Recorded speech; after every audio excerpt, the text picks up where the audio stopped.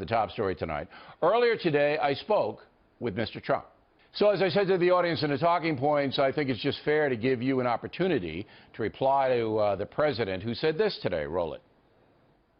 The notion that he would attack a Gold Star family that had made such extraordinary sacrifices on behalf of our country.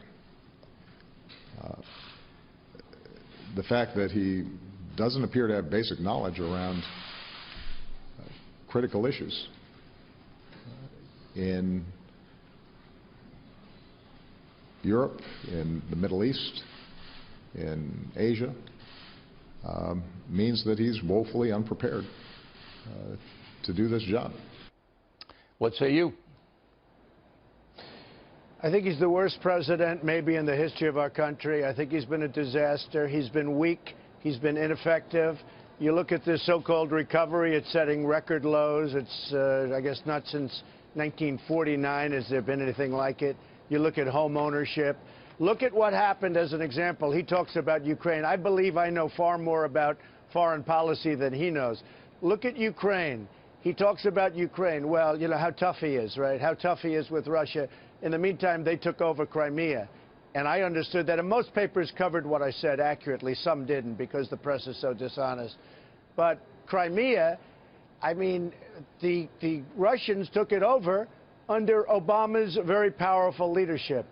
And, you know, he talks about me with Russia. Wouldn't it be a wonderful thing, frankly, if we actually got along with Russia and worked out some kind of a deal where we go in and knock the hell out of ISIS along with NATO and along with countries that are in the area? Wouldn't that be wonderful as opposed to fighting?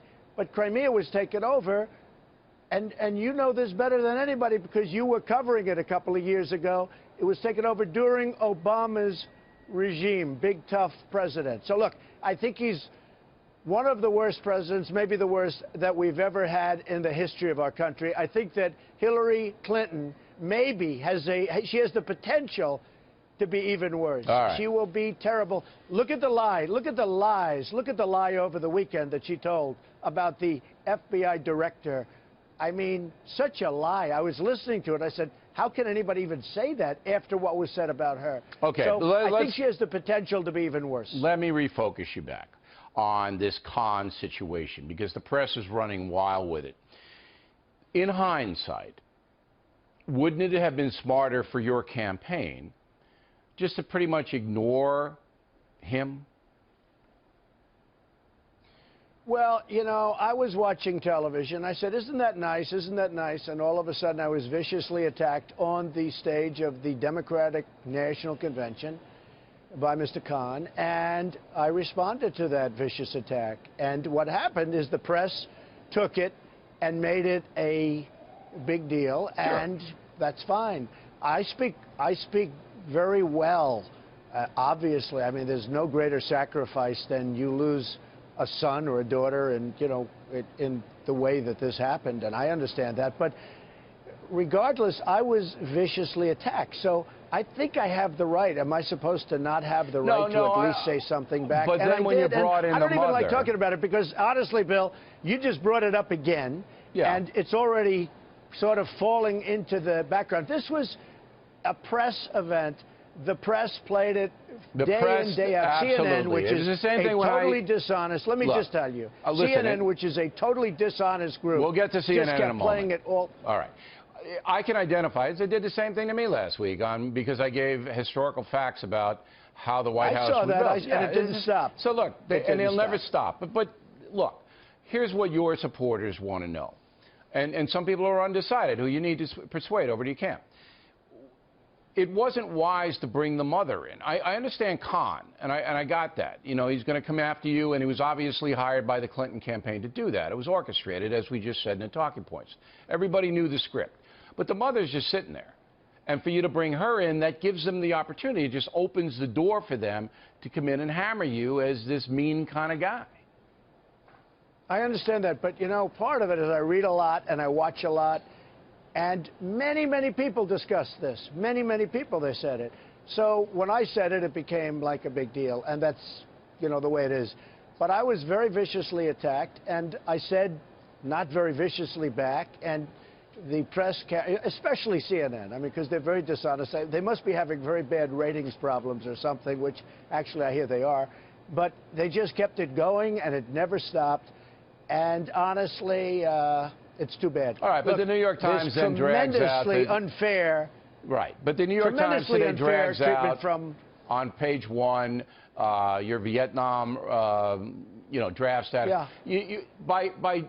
By doing this, and I had to learn this the hard way with that despicable Al Franken. All right, if you go after somebody and you're punching down, as they say, all right, then the left-wing press is going to seize it and going to call you a racist and a bully and a sexist. And I mean, I agree. I agree. So no, I agree.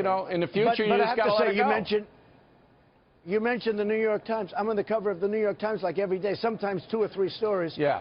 They are so dishonest. But First of all, they're totally failing. Out. They're losing a fortune. They're waiting. Sure. See, they should have done the Vietnam thing when you got into that kerfuffle with John McCain. That would have been a time. But they held it because he's a Republican, so they didn't mind you hammering him. Well, just so you understand, and so your viewers understand, nothing was wrong. I had some academic exemptions. It was a very minor thing. They didn't even talk about the draft number I got. I got a 356, I think it was, draft number. So they couldn't have taken you in. But before the lottery, they had said yet. But it doesn't matter what they said. I mean, I'm just telling you. What I'm saying, Bill, is this. They're going to give it to you no matter what. The New York Times is unbelievably dishonest. They're failing. It's a failing newspaper. It's losing a fortune. Probably it won't be around for more than 2 or 3 years. And, they write and they keep writing. And I believe if they write something wrong, I believe in fighting back a little bit. I don't know if I should. Maybe I shouldn't. But it depends who you fight against. So far, it has been working, in all fairness. If you want to beat me up, remember when you said I needed a psychiatrist? That's fine. People say, yeah, he does. Well, Trump's but right. I said it kiddingly. I said it kiddingly. Yeah.